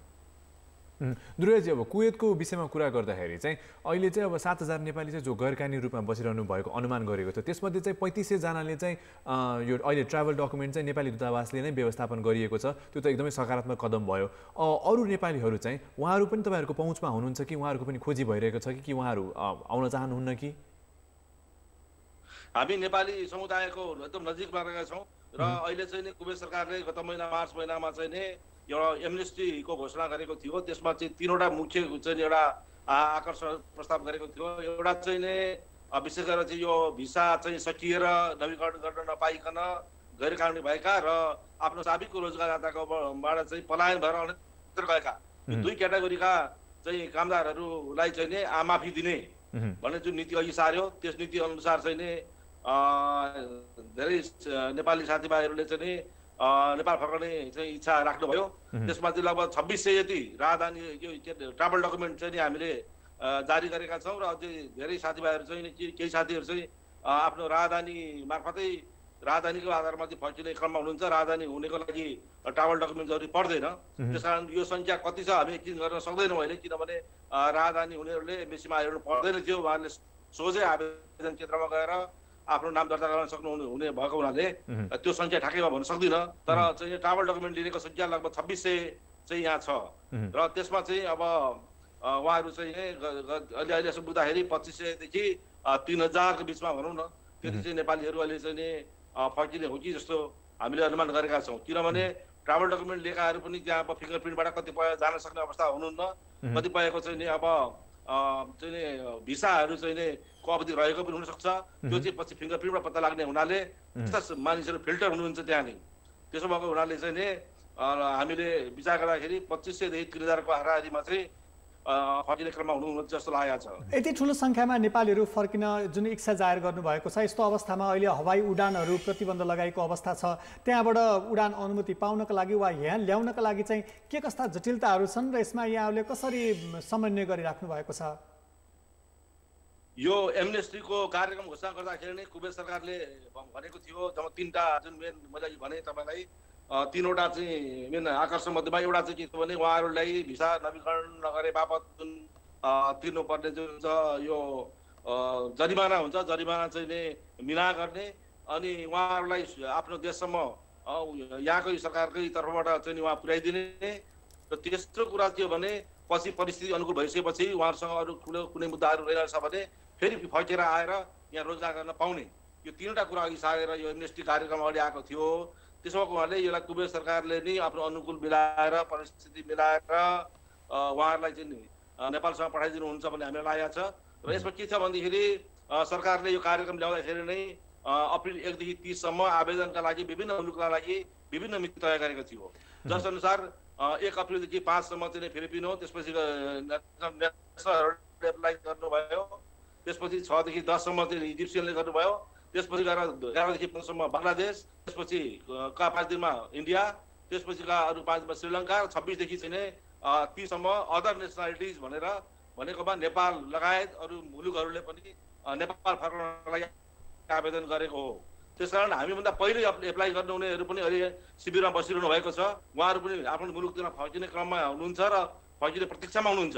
त्यस कारणले अब कुवेत सरकारले हामीलाई लाग्छ उहाँले आफ्नो त्यो मिलाएर नै एउटा उहाँले चाहिँ फ्लाइट सेड्युल मिलाएर क्रमिक रूपमा नै आफ्ना मुलुकतिर फर्काउने व्यवस्था गर्छ जस्तो हामीलाई लागेको छ। ध्रुवजी, अब यी बाहेक चाहिँ जो वैध रूपमा काम गरिरहनु भएको छ, एउटा तथ्याङ्कले चाहिँ 70,000 नेपालीहरू चाहिँ कुवेतमा वैध रूपमा नै काम गरिराख्नु भएको भनेर भन्छ।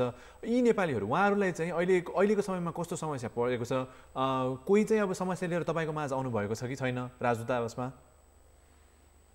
त्यसमा के साथीहरूले समस्याहरू के समस्याहरू छन्, विशेष गरेर साना कम्पनीहरूमा काम गर्ने साथीहरू जुन हुन्छ उहाँहरूको चाहिँ लामो समयसम्म आफ्नो चाहिँ रोजगारीमा जान नपाउँदाखेरि अब तलब सुविधाहरू भने जति प्राप्त नगरिरहेको, कसैले पुरै नपाएको, कहिले आधा मात्रै पाएको र अवस्थाहरू छ भनेर हामीलाई चाहिँ उहाँले गुनासो पुर्याउनु भएको छ। त्यहाँ साथीभाइहरू चाहिँ स्वदेश फर्कन पाए हुन्थ्यो भन्ने खालको अवस्था हुनुहुन्छ भने ठुला कम्पनीहरूमा काम गर्नेहरूमा चाहिँ एकदम झिनो सङ्ख्यामा केही मात्रैले चाहिँ अब लामो विधामा जाने पर्ने स्थिति हुनसक्छ भन्ने खालको कुराहरू गर्नुभएको छ। र अहिले चाहिँ हामी कहाँ चाहिँ नि यो स्थिति कति लम्बिन्छ त्यसमा पनि भर पर्छ। अब यो स्थिति धेरै लामो समय हुन गयो भने फर्किनेको सङ्ख्या ठुलो पनि हुनसक्छ। तर स्थिति अहिलेको यो सङ्क्रमण चाहिँ चाँडै रोकियो र स्थिति सुचारू भयो भने यो सङ्ख्याहरू त्यति नबढ्न पनि सक्छ। तर सानातिना खेलका छुटपुटमा यस्ता किसिमका फर्किन पाए हुन्थ्यो भन्ने कुराहरू चाहिँ अहिले आउन थालेका छन्। यस्तो अवस्थामा चाहिँ रोजगारी नै गुमाएका वा सङ्कटमा परेका नेपालीहरूले वा यहाँहरूमै त्यही दूतावासमै आश्रय स्थलको रूपमा पनि आग्रह गर्ने त्यस्तो सङ्ख्या पनि छ? त्यो केही साथीहरूले भन्नुभएको छ, तर अहिलेसम्म आश्रय स्थलकै लागि धेरै प्रयास छैन। आश्रय स्थल प्रायः कम्पनीहरूले धेरै छोड उपलब्ध गराएकै छ। कतिपय अवस्थामा आश्रय स्थल छाड्नुपर्छ भनेर कम्पनीले चाहिँ नि कामदार भनेको अवस्थामा हामीले समय गरेर सम्पर्क गरिकन यस्तो गर्नु हुँदैन, अहिलेको अवस्थामा उहाँलाई ऋण दिनुपर्छ, तपाईँ राख्नुहोस् भनेर हामी अनुरोध गरेपछि त्यस्तो रहिरहेको अवस्था पनि छ। र केही साथीभाइहरू चाहिँ के थियो भने आफ्नो चाहिँ रेगुलर कन्ट्र्याक्टको अवधि सकिएर फर्किने क्रममा हुनुहुन्थ्यो। उहाँहरू कम्पनीबाट बिदाबारी जस्तो भइसक्नु भएको थियो। त्यस्तो बेलामा अन्तर्राष्ट्रिय उडानहरू बन्द भएको कारणले गर्दाखेरि उहाँहरू फर्कन पाउनु भएन। त्यस्ता साथीभाइहरूकोमा चाहिँ अलिकति चाँडै फर्किन पाए हुन्थ्यो, अथवा कम्पनीहरूले पनि हामी नै पुऱ्याइदिन्छौँ, बरु त्यहाँ चाहिँ नि अब अलिकति हामीलाई चाहिँ त्यहाँ फेसिलिटेट गरिदिनु पर्यो भन्ने किसिमको कुराहरू पनि आइरहेको छ है। अब यसो भएको हुनाले चाहिँ नि यहाँ विभिन्न किसिमको चाहिँ अवस्था छ। एउटा कन्ट्याक्ट सकिसकेको अब एउटा फर्किनेको लागि चाहेर पनि फर्किन नपाउनु भएका छ भने अर्को चाहिँ यो सङ्क्रमण सुरु भइसकेको कारणले गर्दाखेरि र सङ्क्रमणको अवधिमा केही नोकरी गुमाएर फर्किन चाहनेहरूको अर्को क्याटेगोरी भयो। दुर्योजी, आगामी दिनमा पनि अब आर्थिक मन्दीले गर्दाखेरि चाहिँ अब धेरै नेपालीहरूको त्यसो नहोस्, तर सम्भावना त छ धेरै नेपालीहरूको चाहिँ रोजगारी जाने। त्यसको लागि चाहिँ दूतावास व्यवस्थापन गर्न के कस्तो तयारी गरिरहेको छ? अब अहिले यति चाँडै हामीले सबै कुरा भन्न सक्ने स्थिति छैन। अब अहिले चाहिँ तत्कालीन अवस्था भनेको रोजगारी त्यहाँ भएन भने अब नेपाली अब हाम्रो रोजगारीको अवधि कटौता भयो भने सुरुमा अलिकति नेपाल फर्किनेको सङ्ख्या अलिकति बढ्न पनि सक्छ। तर अहिले नै चाहिँ अब एकदम इकोनोमीमा त्यत्रो चाहिँ नेगेटिभ इम्प्याक्ट परिहालेर रोजगारी चाहिँ गुमिहाल्ने भन्ने खालको भनेर अहिले नै हामी प्रक्षेपण गरिहाल्न त सक्दैनौँ। तर कालान्तरमा यो स्थिति लामो हुँदै गयो भने चाहिँ त्यसतर्फ पनि सोचाइ राख्नुपर्ने हुनसक्छ। अहिलेको अवस्था भनेको चाहिँ के भने तत्कालमा चाहिँ नि रोजगारमा अलिकति भने जति तलब नपाएको अथवा सानातिना कम्पनीमा काम गर्ने र चाहिँ नि त्यो चाहिँ रेगुलर रूपमा तलब नपाउनेहरूको हो त्यो सङ्ख्या चाहिँ नि अति धेरै ठुलो चाहिँ अहिलेसम्म भइसकेको छैन। तर अब यो सबैमा चाहिँ यो स्थिति कति रहन्छ भन्ने कुरामै निर्भर रहने कुरा हो। हस्, यो सङ्कटको बेलामा यहाँहरूले आफू पनि सुरक्षित रहेर त्यो काम गर्नुहोला र नेपालीहरूलाई त्यसरी संरक्षण गरिराख्नु भएको छ। यो अभियानमा नेपालीहरूलाई सहयोग गरिदिनु होला। हुन्छ, हस्, यो समय र यो जानकारीको लागि यहाँलाई धेरै धेरै धन्यवाद। धन्यवाद। हामी यो कुरा राख्ने अवसर दिनुभयो, म यहाँलाई हार्दिक धन्यवाद दिन चाहन्छु। हस्, उहाँ चाहिँ कुवेतका लागि नेपाली राजदूत दुर्गा भण्डारी हुनुहुन्थ्यो। जसरी नेपालले त्यहाँ धेरै नेपालीले अप्ठ्यारो परेको जसरी अवस्थामा चाहिँ समन्वय र सहजीकरणको रूपमा पनि उहाँले काम गरिरहनु भएको थियो। सुप्रल, यही प्रसङ्गमा चाहिँ जस्तै कतिपय नेपालीहरूले विश्वव्यापी रूपमा नै विभिन्न ठाउँमा रहेका नेपालीले भोग्नु परेको समस्या र यसको खालको समस्यामा चाहिँ कसरी अलि अभिभावकत्व ग्रहण गरिदिन पनि हाम्रा दूतावासहरू र त्यसपछि सहजीकरणका लागि अर्को यो साथी जस्तो भूमिकाहरूमा रहेको एनआरएनए होइन, यसले पनि एउटा महत्त्वपूर्ण भूमिका निर्वाह गरिरहेको छ। यस्तो अवस्थामा चाहिँ अझ नेपालीलाई, प्रवासमा रहेका नेपालीलाई चाहिँ त्यो निकायको होइन साथ सहयोग चाहिँ अपरिहार्यता पर्छ होइन। यसमा सहजीकरणमा धेरै भूमिकाहरू पनि उनीहरूले खेलिरहेको हामीले पाएका छौँ। हाम्रा अर्का अतिथि चाहिँ एनआरएन ग्लोबलका अध्यक्ष हुनुहुन्छ, एनआरएनका नन रेजिडेन्शियल नेपालीज एसोसिएसनका कुमारजी चाहिँ हामीसँग अहिले जोडिसक्नु भएको छ। कुमारजी, यहाँलाई कार्यक्रममा स्वागत छ। कुमारजी, आवाज सुनिरहनु भएको छ? म चाहिँ एनआरएनको ग्लोबल प्रेसिडेन्ट पनि हुनुहुन्छ। कुमारजी, सुनिरहनु भएको छ हामीलाई? हजुर, एकदम स्वागत छ यहाँलाई। र पहिला त संसारभर नै रहेका नेपालीहरूको प्रतिनिधित्व गर्ने एनआरएनको प्रेसिडेन्ट हुनुहुन्छ। अहिले यो कोरोना भाइरस कारण विश्वव्यापी रूपमा जुन समस्या भोगिरहेको छ यसले नेपालीहरूलाई पनि प्रभावित पारेको छ। कस्तो पाउनु भएको छ? विभिन्न देशमा रहेका नेपालीहरू तपाईँहरूको समन्वय जसरी ग्लोबल मार्फत पनि यहाँले गरिराख्नु भएको छ, नेपालीले के कस्ता समस्याहरू भोगिरहेका छन्? अहिले विशेष गरी दुई कारणले दुईवटा प्रकारका समस्या गइरहेको छ नेपाली साथीहरूले भोगिराख्नु भएको छ। एउटा चाहिँ सङ्क्रमणकै कुरा भयो। सङ्क्रमणको कारणले गर्दा अहिले 75 जनाभन्दा बढी गइरहेको छ नेपाली साथीहरूले ज्यान गुमाइसक्नु भएको छ र झन्डै 5000 को हाराहारीमा गइरहेको छ नेपाली साथीहरू सङ्क्रमित हुनुहुन्छ।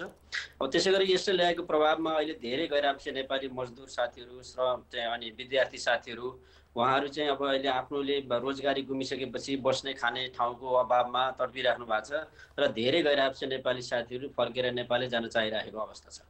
यस्तो बेला चाहिँ जसरी नेपाल ल्याउनका लागि होइन विभिन्न एनआरएनको विभिन्न देशहरूबाट राहतको सामग्रीहरू पनि नेपाल आइपुगेका छन्। त्यसपछि यहाँले नेपाल सरकार, हाम्रो परराष्ट्र मन्त्रालय र विभिन्न देशहरूमा रहनुभएको त्यहाँका सरकारवाला निकायहरूसँग पनि समन्वय गरिराख्नु भएको छ। नेपालीहरूलाई जसरी अप्ठ्यारोमा परेका नेपालीहरूलाई यहाँले के कसरी सहयोग गरिराख्नु भएको छ त्यो पनि अलिकति जानकारी गराइदिनुहोस् न। अब हामीले यहाँ चाहिँ जुन बाहिर रहेर विद्यार्थी साथीहरू श्रमिक साथीहरू जसलाई खाना बस्नकै अभाव छ, हामीले संसारभरिका साथीहरूलाई चन्दा उठाएर ती साथीहरूलाई खाने बस्नेको व्यवस्था गरिराखेका छौँ। बस्नको लागि अभाव भएको साथीहरूलाई विभिन्न साथीहरूलाई एकै ठाउँमा जम्मा गर्ने र त्यहाँ बस्ने व्यवस्था गरिरहेको नेपाली सङ्घका विभिन्न राष्ट्रिय समन्वय परिषदहरूले गरिराखेका छन्। र त्यसै गरी अब खानको लागि चाहिँ नै घर घरमा खानेकुराहरू लैदिने अनि हामी अनलाइन एउटा फर्म भर्ने व्यवस्था पनि गरेका छौँ। विभिन्न राष्ट्रिय समन्वय परिषदहरूले आफ्नो पोर्टलमा अनलाइन फर्मको व्यवस्था गरिसकेपछि त्यहाँ चाहिँ आफ्नो समस्या के हो, कस्तो समस्याबाट आफू राखेको छु भनेर चाहिँ साथीहरूले हामीलाई खबर गर्न सक्नुहुन्छ र त्यो अनुसार हामी राहतको सामग्रीहरू लिएर जान्छौँ।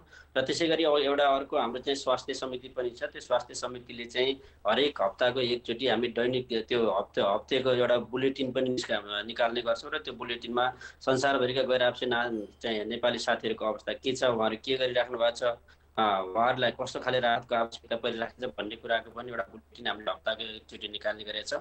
अहिलेसम्म हामीले चाहिँ करिब 32,000 गैर आवश्यक नेपाली साथीहरूलाई चाहिँ राहतको सामग्रीहरू, त्यसमा राहतको पनि खाने बस्नेको व्यवस्थाको लागि चाहिँ हामीले बन्दोबस्त गरेका छौँ। त्यसै गरी नेपालमा अहिले तपाईँले प्रसङ्ग उठाउनुभयो, नेपालमा अहिले चाहिँ हामीले 1,69 लाख बराबरको चाहिँ यो स्वास्थ्य सम्बन्धी सामग्री लिएर नेपाल पुर्याइसकेका छौँ। हामीले यो कोरोनाको महामारी आउने बित्तिकै हामीले भनेको थियौँ कि कमसेकम पनि 1 करोड बराबरको रुपियाँ बराबरको सामान स्वास्थ्य सम्बन्धी सामग्री हामीले नेपालमा दिन्छौँ भनेर भनेको थियौँ। त्यो काम अहिले सकिसकेको छ र हामीले 1,69 लाख बराबरको सामान नेपाल पठाइसकेका छौँ। कुमारजी, यो सँगसँगै जस्तै नेपालको यहाँहरूले विभिन्न देश जस्तै युरोपदेखि अमेरिकादेखि होइन मध्यपूर्व त्यसपछि एसिया विभिन्न देशहरूमा कतिपय खाडी राष्ट्रहरूमा नेपालीहरू रहेका छन्, कामदारको रूपमा रहेका छन्, विद्यार्थीहरू रहेका छन्। अलिक बढी समस्या चाहिँ कुन क्षेत्रमा रहेका नेपालीले भोग्नु परेको छ, यो पनि अलिकति जानकारी गराइदिनुहोस् न। अहिले खाडीमा रहेका साथीहरूको स्थिति अलि भयावह छ। अब त्यहाँ चाहिँ कतिपय साथीहरू त हाम्रो पेपरको हिसाबले इलिगल साथीहरू हुनुहुन्छ, उहाँहरूसँग कुनै डकुमेन्ट छैन। जस्तै कुवेतमा मात्रै 3,000 भन्दा बढी गैर आवश्यक नेपाली साथीहरू पेपरविहीन हुनुहुन्छ, डकुमेन्ट्स विहीन हुनुहुन्छ। त्यसै गरी दुबईमा युएईमा पनि त्यसैको हाराहारीमा गैर आवश्यक नेपाली साथीहरू चाहिँ डकुमेन्ट्स विहीन हुनुहुन्छ र त्यहाँको राज्यले, त्यहाँको गभर्मेन्ट अथोरिटीले तपाईँहरू छिटो देश छोडेर जानुपर्छ भनेर प्रेसर गरिराखेको अवस्था छ। यस्तो अवस्थामा उहाँहरूलाई खाना बस्नकै व्यवस्था गर्ने त एउटा च्यालेन्ज भयो हामीसँग। अर्को त्यहाँ अहिले चाहिँ हजारौँको सङ्ख्यामा साथीहरू सङ्क्रमित बन्दै जानु भएको छ। अब यो कतिपय साथीहरूले चाहिँ अहिले आफू सङ्क्रमित भएको कुरा बाहिर ल्याउन पनि चाहिराख्नु भएको छैन। अब जस्तै कतारमा मात्रै त्यहाँको चाहिँ साथीहरूसँग हामीले कुराकानी गर्दाखेरि 25-26 हाराहारीमा त त्यहाँ मात्रै गएर आउँछ नेपाली साथीहरू सङ्क्रमित हुनुहुन्छ। यसरी ती सङ्क्रमित साथीहरूलाई सुरक्षित तरिकाले उहाँहरूको स्वास्थ्य लाभ गराउने र सुरक्षित तरिकाले नेपालमा लिएर जाने एउटा च्यालेन्जिङ इस्यु हाम्रो लागि त्यो ठुलो चुनौतीको विषय छ। र अहिले चाहिँ त्यहाँ यो कोरोनाको यसरी सङ्क्रमण आइसके पछाडि चाहिँ लाखौँ गैर आवश्यक नेपाली साथीहरूले रोजगारी गुमाइसक्नु भएको छ। र ती रोजगारी गुमाएका साथीहरूलाई यहाँ चाहिँ राहतको सामग्रीहरू पुर्याएर लिएर जान स्थिति एकदमै विकराल छ। मिडल इस्ट चाहिँ अहिले असाध्यै धेरै प्रभावित छ। अब धेरै नेपालीहरू बसोबास गरेको ठाउँ पनि भयो। जस्तै साउदी अरबमा मात्रै 5 लाख नेपालीहरू बस्नुहुन्छ, त्यसै गरी कतार युएईमा त्यसैको हाराहारीमा छ। यति ठुलो सङ्ख्यामा यति घना नेपालीहरूको चाहिँ बस्ती भएको ठाउँ मिडल इस्ट अहिले असाध्यै प्रभावित छ। गएर आएको नेपाली साथीहरू प्रसङ्गमा चाहिँ मैले जोड्न चाहेँ, तपाईँहरूको तथ्याङ्क अनुसार नै अब तपाईँहरूलाई पनि अब सहयोगको लागि धेरै अपिलहरू आयो होला। सरकारको ध्यान चाहिँ कुन कुन देशहरूमा चाहिँ अहिले सबभन्दा बढी केन्द्रित हुनुपर्छ, विशेष त प्रवासी नेपालीहरूको हकमा? मैले पनि म दैनिक जसो नेपालको सरकारका प्रतिनिधिहरूसँग, विभिन्न देशका एम्बेसडर साहबहरूसँग म छलफलमै छु। उहाँहरूसँग दैनिक जसो मेरो कुराकानी हुन्छ। र सरकारले चाहिँ अहिले हामीलाई सुरुका दिनहरूमा चाहिँ अब अहिले त्यसरी कतिपय ठाउँमा त विदेशमा नेपालीहरूको कुटनीतिक नियोग पनि छैन। त्यहाँ तपाईँहरूले काम गरिदिनु पऱ्यो, तपाईँहरूले हेरिदिनु पऱ्यो भनेर माननीय परराष्ट्र मन्त्रीजीले हामीलाई भनिराख्नु भएको थियो।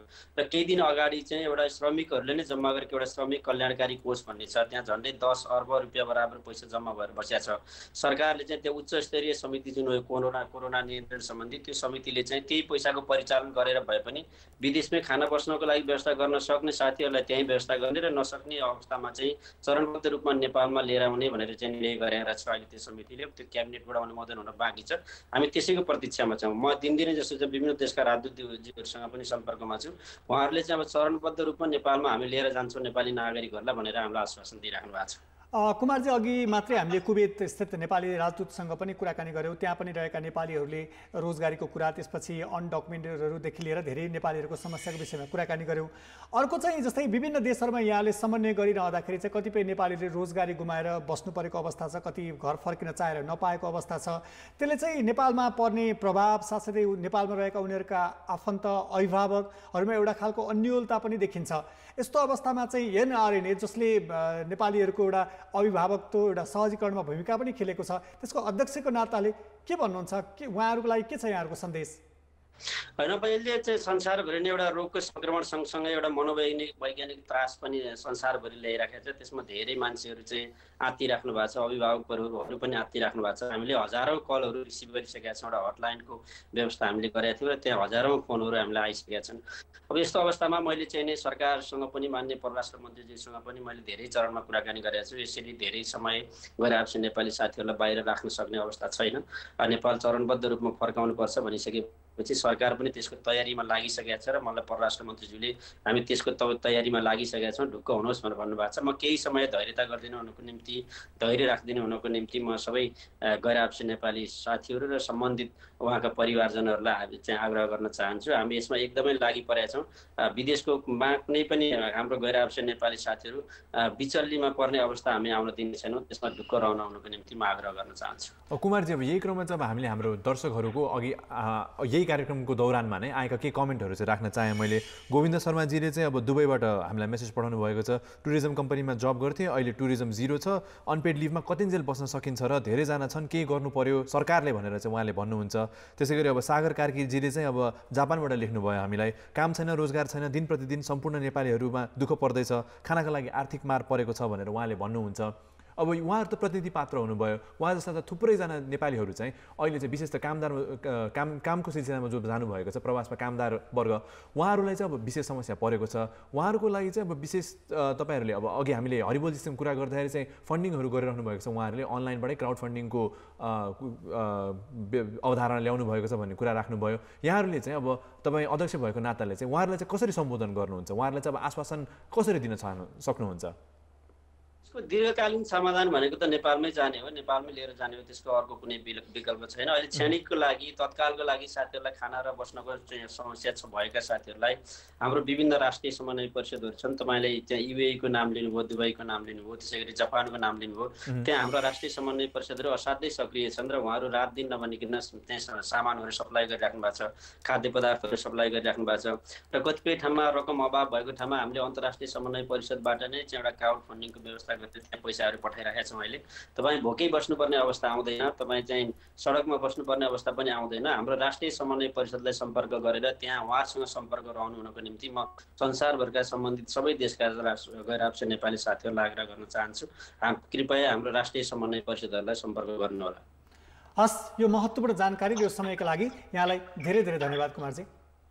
हजुर, यहाँलाई पनि धन्यवाद। सुप्रल, उहाँ गैर आवासीय नेपाली सङ्घको अध्यक्ष हुनुहुन्थ्यो र नेपालीहरूका लागि जसरी विभिन्न ठाउँमा नेपालको करिब अहिले 30वटा देशहरूमा राजदूतावासहरू छन् होइन, राजदूतावासहरू नभएको ठाउँमा पनि हाम्रो कतिपय माओवादी दूतहरू छ, अनि त्यसपछि युएनको स्थायी प्रतिनिधिको कार्यालयहरू छ। ती नभएका क्षेत्रमा पनि नेपालीहरू रहेको ठाउँमा चाहिँ गैर आवासीय नेपाली सङ्घ लगायत विभिन्न समन्वय समितिहरू, उनीहरूले पनि नेपालीहरूको राहतका लागि, नेपाललाई परेको समस्याको समाधानका लागि प्रयत्नहरू गरिरहेको पनि हामीले पाएका छौँ। त्यस्तो अवस्थामा सङ्कटमा परेका नेपालीहरूलाई सहयोग गर्न उहाँहरू लागिराख्नु भएको छ।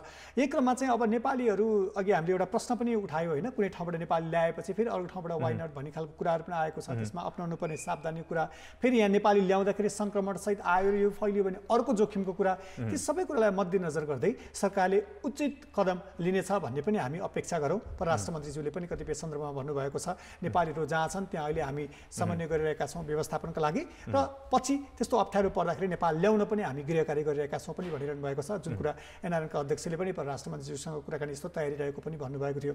यस्तो अवस्थामा प्रवासमा रहेका नेपालीहरूले भोगेका अनेकन समस्याहरू छन्, आर्थिक समस्या, स्वास्थ्य समस्या होइन, रोजगारीको कुरा।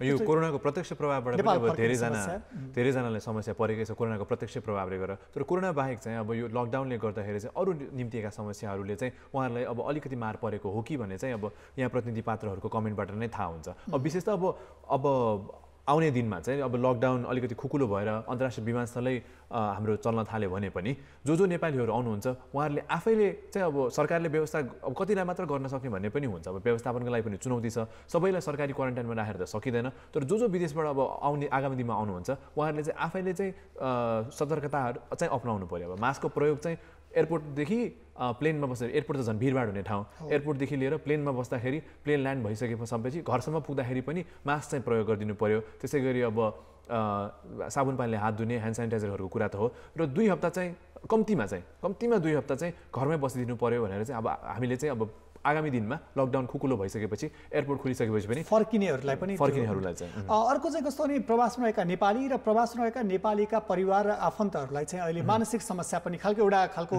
मनोवैज्ञानिक त्रास भनौँ न, मानसिक समस्या भन्दा पनि मनोवैज्ञानिक त्रास चाहिँ देखिन्छ। अब त्यहाँ कहिलेसम्म के होला, सङ्क्रमणको अवस्था के होला, बरु आफ्नै परिवारसँग, घर परिवार, आफ्नै इष्टमित्र आफन्तसँग बस्न पाए हुन्थ्यो, नेपालमै अलिकति सुरक्षित हिसाबले जान पाए हुन्थ्यो भन्ने खालको अपेक्षा रहेको छ।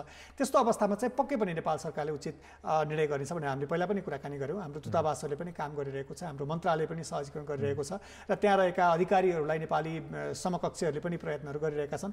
यस्तो अवस्थामा आज हामीले प्रवासमा रहेका नेपालीहरूको केही प्रतिनिधि उदाहरणका साथसाथै त्यहाँ रहेका राजदूतहरूसँग र कतिपय एनआरएनका प्रतिनिधिहरूसँग कुराकानी गऱ्यौँ। भोलि फेरि अर्को विषय लिएर पुनः उपस्थित हुनेछौँ। कार्यक्रम क्वारेन्टाइनमा हामी हरेक दिन चाहिँ कोभिड-19 कोरोना भाइरससँग सम्बन्धित विभिन्न विषयहरू लिएर तपाईँहरूको टेलिभिजन स्क्रिनमा 2:30 देखि 4 बजे चाहिँ आउने गर्दछौँ। भोलि यस्तै विषय लिएर तपाईँहरूको टेलिभिजन स्क्रिनमा हामी पुनः फर्किनेछौँ। हाम्रो फेसबुक पेज चाहिँ हेर्दै गर्नुहोला कान्तिपुर टिभी HD र साथसाथै हाम्रो ट्विटर @OurKTV पनि हेर्दै गर्नुहोला। त्यसमा कार्यक्रमसँग सम्बन्धित ट्विट, कार्यक्रमसँग सम्बन्धित पोस्ट हामी गर्नेछौँ। तपाईँहरूको अभिव्यक्ति पनि हामीलाई जरुरी छ, तपाईँहरूको कमेन्ट र तपाईँहरूको ट्विट पनि हामीलाई पठाउनुहोला। हाम्रो सामाजिक सञ्जाल चाहिँ हेर्दै गर्नुहोला। अहिलेलाई भने चाहिँ साथी नवराज र म सुप्रल बिदा हुन्छौँ। Stay home and stay safe.